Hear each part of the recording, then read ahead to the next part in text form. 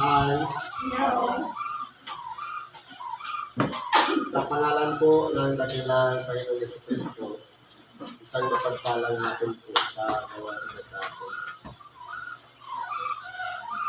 Ngayon po, nandito tayo sa ikalawang bahagi na kung saan tinatalakay ang mga sitas o Ebanghelyo.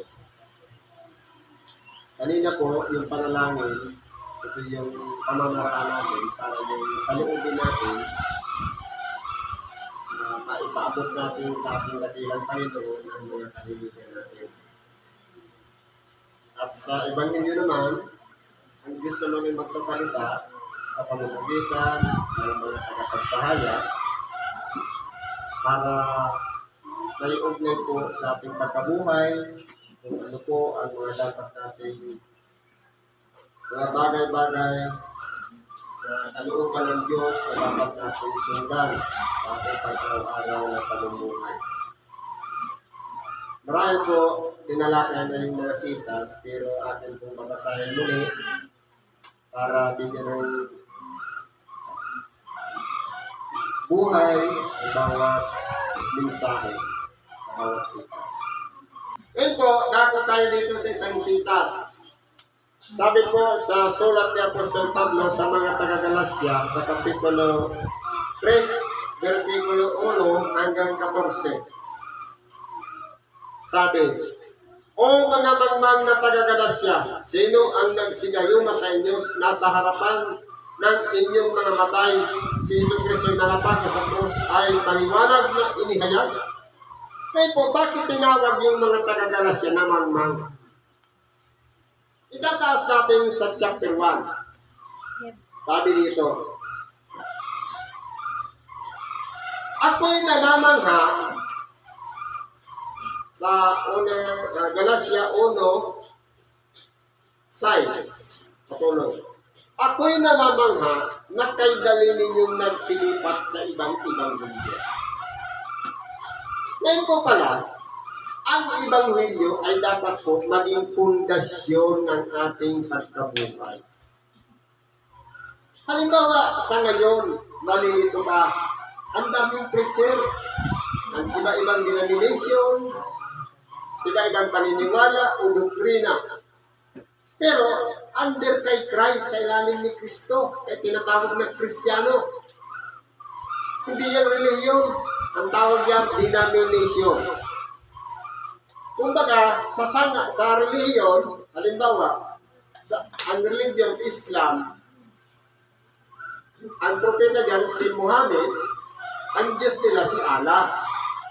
Pagdating naman dito sa Kristiyano, ang Diyos, kinikilala nila si Kristo. Kaya follower siya ni Kristo.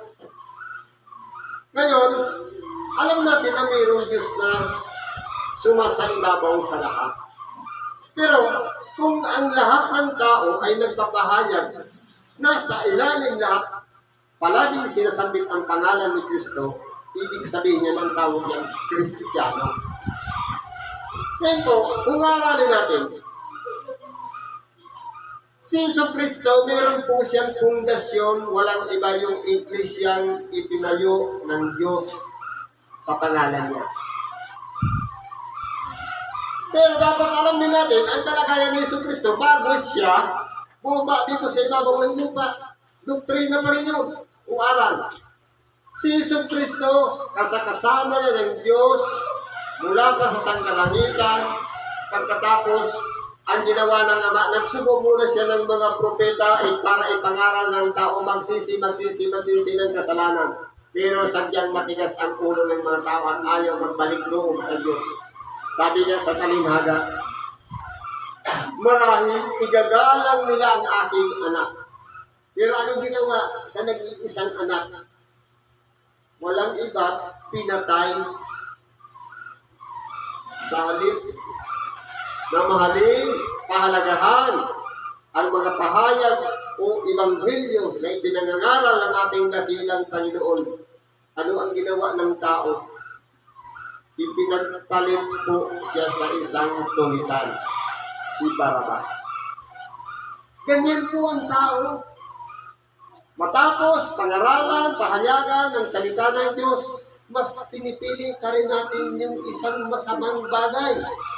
Sa halip na mahalin si Jesucristo, attitude po natin yun.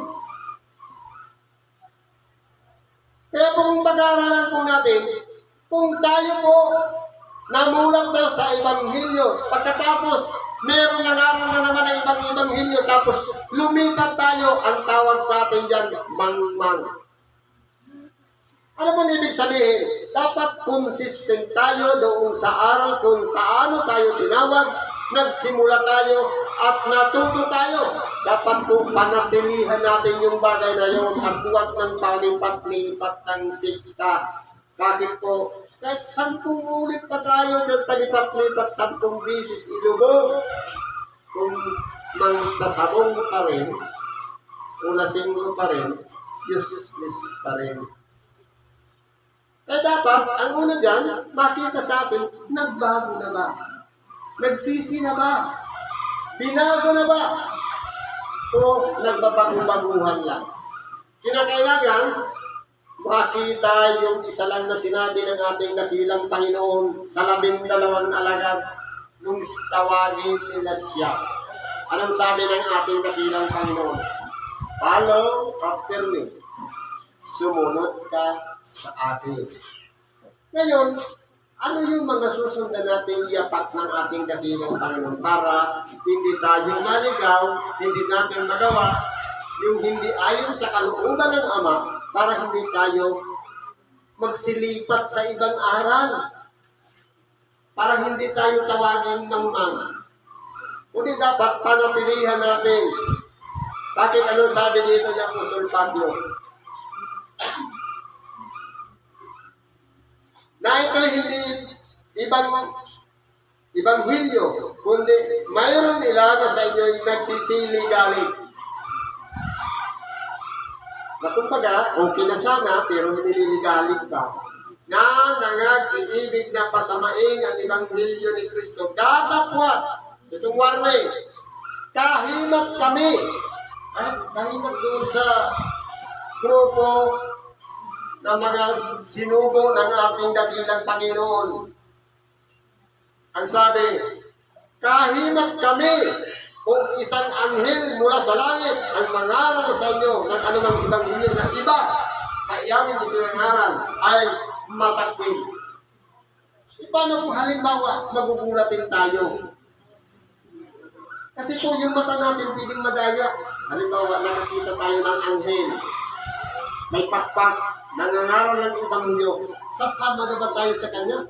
Sabi nga, huwag kayong magsipaniwala sa bawat espiritong kundi inyong subukin.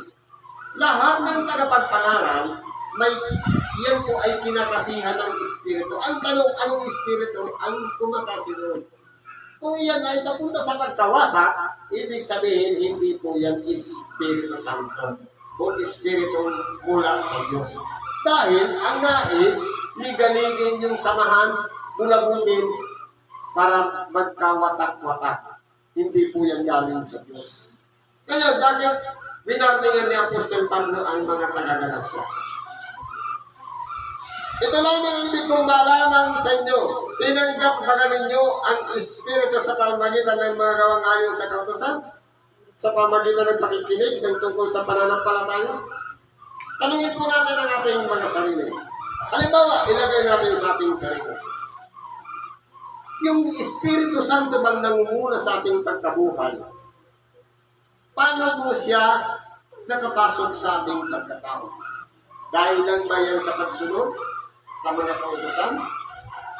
O yun ay kaloob ng Diyos habag na dahil kahit tayo man gaano karumi, gaano man tayo makasalanan, kinahabagan tayo ng Diyos.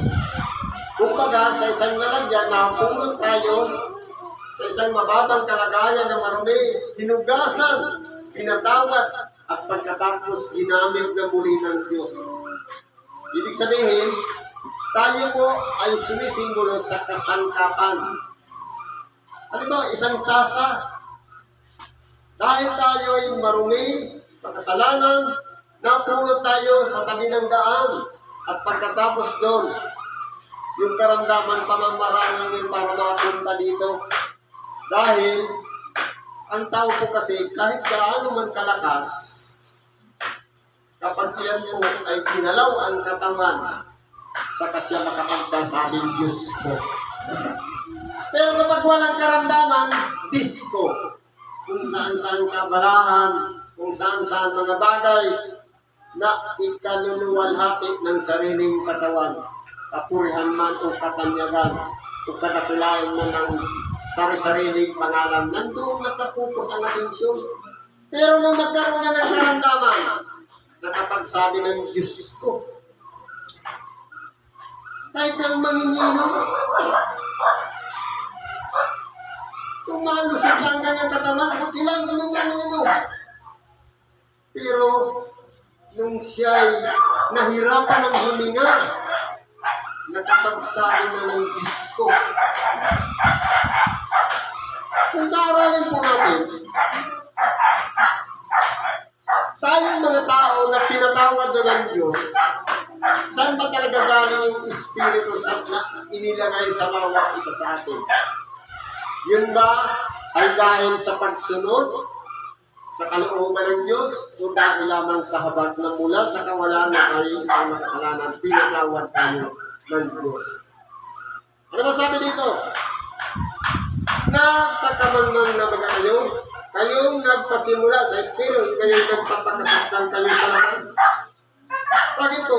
Kasi po yung mga taga-Galasya, tinuruan na nga ng mabuting aral, kabutihang asal kung ano ang pakikitungo sa kapwa, nung binago na, mas iniibig pa nila na parangalan sila. Yung makalaman ang mas ninanasa kisa doon sa habag ng Espiritu. Kaya ang gusto pa nila, kapurihan, katanyagan, nagpasimula sa Espiritu, nagtapos sa laman.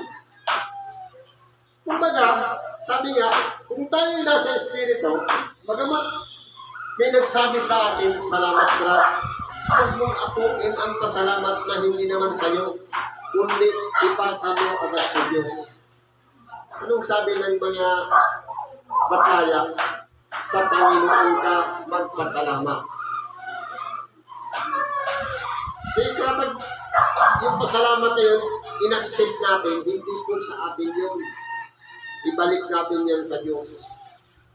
Tiniis baga ninyong walang kabuluhan ang lahat ng mga bagay, kung tunay na walang kabuluhan, siya na nagbibigay nga sa inyo ng Espiritu, ang Diyos po yan, at gumagawa ng mga himala sa gitna ninyo, ginagawa baga sa pamamagitan ng mga gawang ayon sa utusan o sa pakikinig tungkol sa pananampalataya. Tanungin po natin ang ating mga sarili.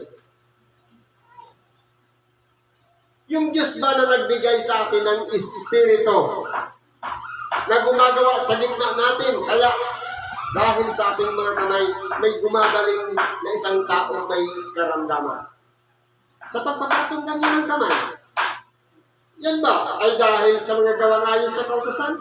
O dahil sa pakikinig tungkol sa pananampalataya? Saan ba siya gumaling? Dahil ba sa pagsunod? O dahil lang sa pananalig niya? Kaya siya gumaling.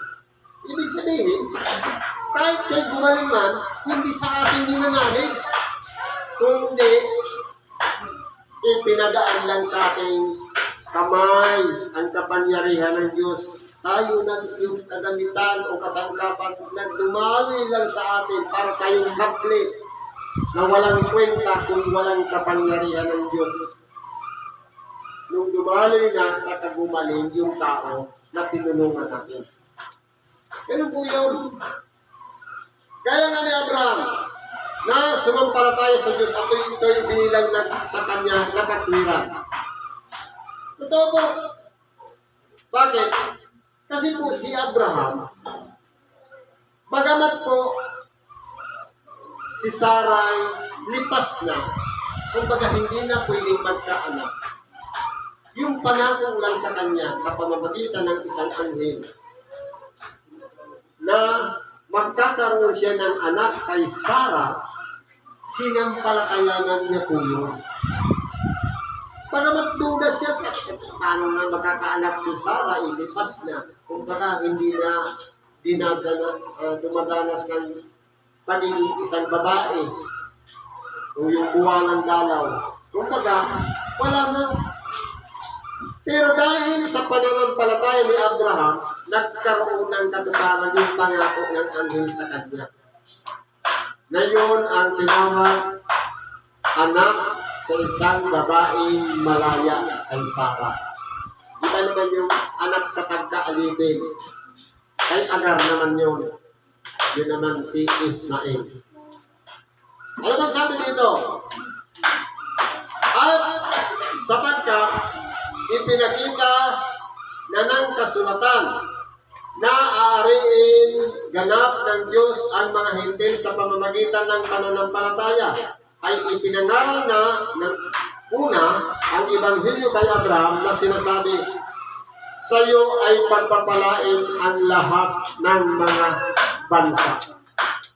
Kaya kung titignan po natin, bakit nagkaroon ng pananampalataya si Abraham? Bagamat hindi niya pa nakikita na sa pamamagitan ng kanyang anak ng isang malaya, ay pagpapalain ang lahat ng mga bansa.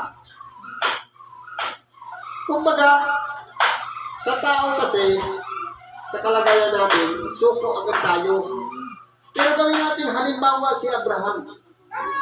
Pagkabat hindi na pwedeng magkaanak ang kanyang asawa, pero hindi siya sumuko. Hindi, sinampalatayanan niya yung sinabi ng Diyos. Sapagkat alam niya na bagamat sa kanyang pag-iisip ay hindi na maaari, pero dahil sa kapangyarihan ng Diyos, maaaring ang mga bagay na imposible ay pwedeng maging posible. Kaya po, kung titignan po natin, tayo po minsan, sumasampalataya tayo sa Diyos. Pero pagka minsan duda tayo, bakit kaya ako'y nananalangin, gusto ko sanang makalipad sa ibang bansa, bakit hindi nangyayari sa akin? Marahil siguro hindi ka ginagawa ng Diyos na ipagkaloob sa dahil baka kung ikaw'y mapunta doon, baka ikapahamak.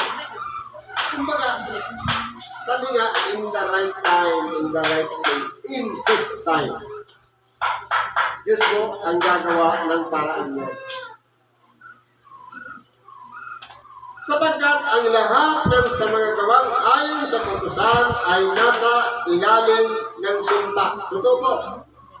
Dahil sa mga kautusan, nagkaroon ng sumpa. Ano ang sumpa? Ang tao mamamatay. Totoo po.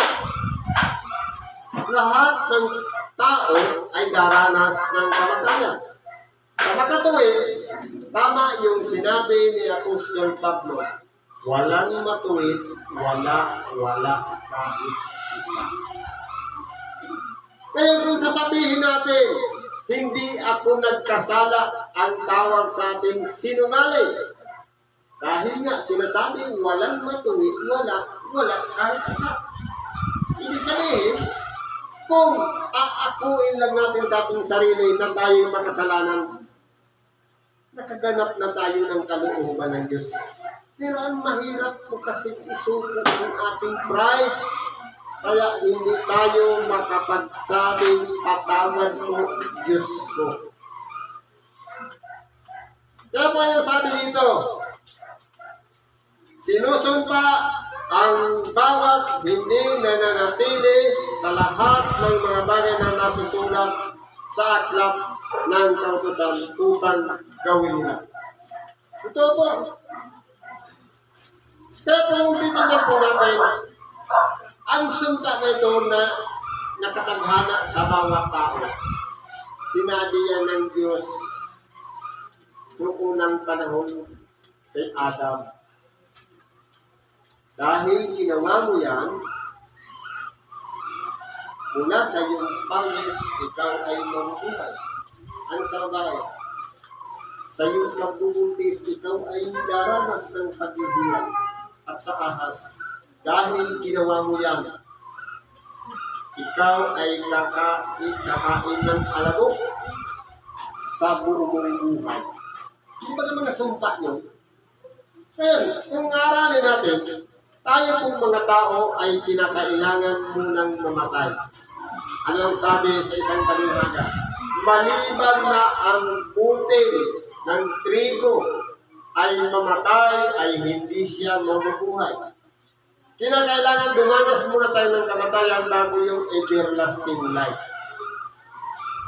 Hindi ibig sabihin, halimbawa, dumating na ang ating dakilang Panginoon, yung mga nabubuhay, mauuna na sasalubong sa ating dakilang Panginoon. Hindi po. Kundi, yung mga nabubuhay, sa isang kisap mata, babanguhin, bagong katawan. Yung mga nanamatay naman, mula sa mga lides, yung mga buto, pagsasama-samahin yung mga buto mula bungo hanggang yung diliit ng kalampakan ng mga buto.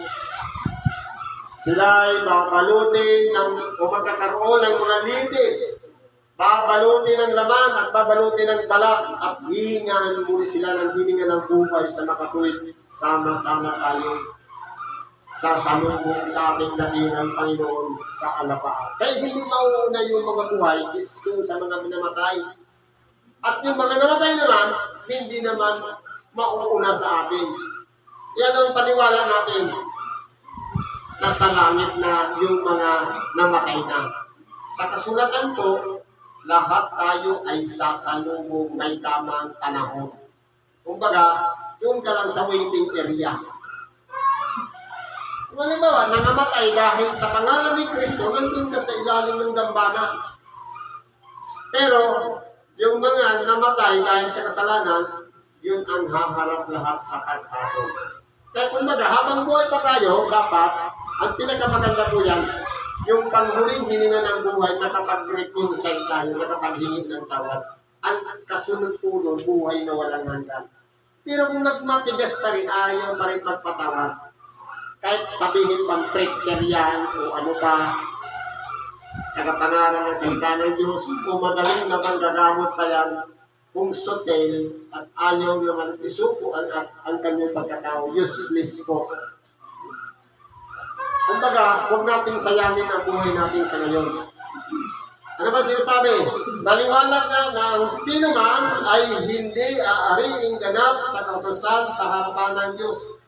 Totoo po, hindi talaga magiging perfect ang ating pagkabuhay kung dahil lang sa pagsunod sa kautusan. Mahalaga pa rin yung pananampalataya.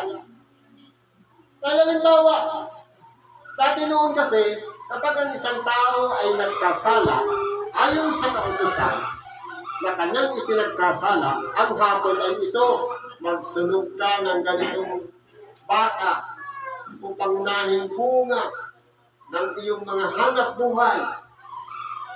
Noon yun.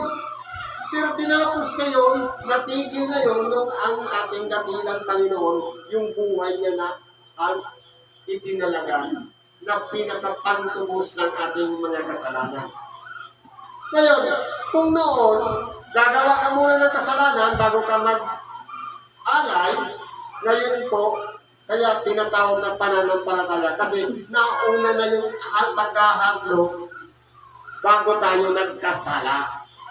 Kaya sasampalatayan natin, ikukulit natin yung pagkakasala natin doon sa ginawa ni Kristo, mapapatawad na po tayo. Ang tawag doon, pananampalataya. Kaya hindi po tayo aring ganap sa pagsunod dahil sa kautusan, kundi tayo po'y pagtitibayin dahil sa pananampalataya. 2,000 taon nang nagtatakot si Kristo.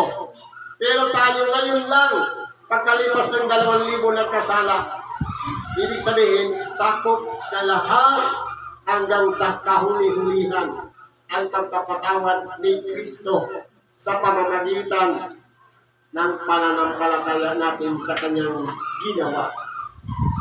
Kumbaga, i-relate lang natin yung ating pagkakasala sa ginawa ni Kristo. Aariing ganap po tayo doon. Sa sumpa ng kautusan ay tinubos tayo ni Kristo. na naging sumpa sa kanang atin sapagkat nasusulat, sinusumpa ang bawat binibitay sa punong kahoy. Kaya po, kung yung dinanas ng ating dakilang Panginoon, na ipinako siya sa krus, bagamat iba-iba ang paliwanag, meron sabi sa kahirapan tulos, meron sinasabi na kadipa, ang mahalaga po nun, yung tinatawag na hatol, o kaya sumpa na dapat sana sa atin, tinanggap na lahat yun ni Kristo. Ang gawin na lang natin, sampalatayanan natin siya, na bagamat siya yung isinumpa, dapat sana'y tayo, pero matalag tayo dahil hindi naging sarado ang Diyos sa bawat isa sa atin at binigyan pa tayo ng pagkakataon magkaugnay doon sa mga layunin ng Diyos na walang iba, makasama niya tayo doon sa buhay na walang hanggan. Ano bang sabi? Upang sa mga Hintil ay dumating ang pagpapala ni Abraham na kay Kristo Jesus, upang sa pamamagitan ng pananampalataya ay tanggapin natin ang pangako ng Espiritu. Kaya kung titingnan po natin mga kapatid, nauuna po ang pananampalataya. I-relate lang natin ang ating sarili sa buhay na dinanas ng ating dakilang Panginoon na nakabayubay sa krus dahil sa ating mga kasalanan. Sa kapunol, kapag nag-surrender na tayo ng ating pagkatao sa Kanya, doon niya na po ibubuhos ang Espiritu Santo sa ating buhay. Na yung mga bagay na mahirap nating gawin, pero dahil sa tulong ng Espiritu Santo, magagawa na natin ang lahat ng mga bagay. Kaya pagpurihan natin ang Diyos, ang ating dakilang Panginoong Jesucristo, dahil sa kanyang habag sa atin, hindi niya ipinagkait ang kanyang bugtong na anak at tayo pinatawad. Ang gagawin lang natin, sampalatayanan natin yung pagpapatawad na ipinamalas ng ating dakilang Panginoon sa bawat isa sa atin. Siya ay mula sa Diyos, siya ay nagbalik sa Diyos at nasa kanang luklukan ng Diyos. Sampalatayanan natin siya, manalig tayo sa Kanya. Sabi nga kanina, ang pananampalataya ay pagtitiwala at paniniwala sa mga bagay na hindi nakikita. Hindi natin siya nakita. Maraming imaheng, may mga picture pa tayo nakikita. Kahit ano pa yan, kahit maitim man yan, pumuputi.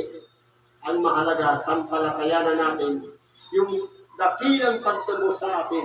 At nagkaroon tayo ng bukas na pintuan para tayo manahan doon sa buhay na walang hanggan. Siguro kung dyan na lang ang pakikibahagi natin sa oras nito. Salamat po sa Diyos at anuman po ang ating mga karaingan, kahiligan man na idinudulog sa Diyos sa ating pag-araw-araw na pamumuhay. Lahat po ay hingin natin sa pangalan ni Jesucristo upang ipagkaloob sa atin. Salamat po at mapagpalang araw sa bawat isa sa atin.